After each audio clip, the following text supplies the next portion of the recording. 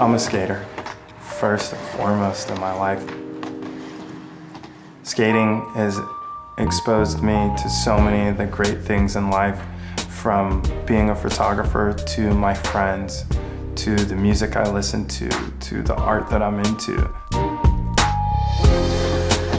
I started out working for Transworld magazine in '95 and continued till 2004 when I stopped and founded the Skateboard Mag.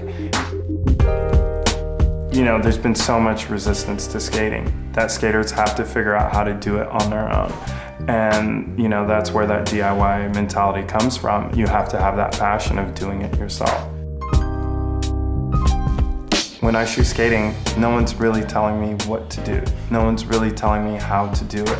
So I get to approach that with my own freedom, my own creative process.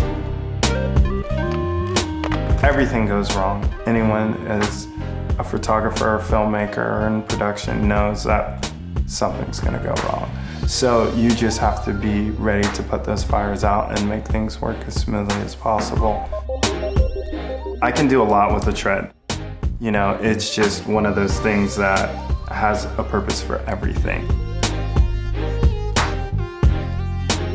Being a photographer and being a skateboarder and flying all over the world, the good thing is having the tread on my wrist and knowing I can get through any airport with no problem. It travels without you even knowing it's there. I will always shoot skating because I'll always be a skater. This is my tread and it's always on.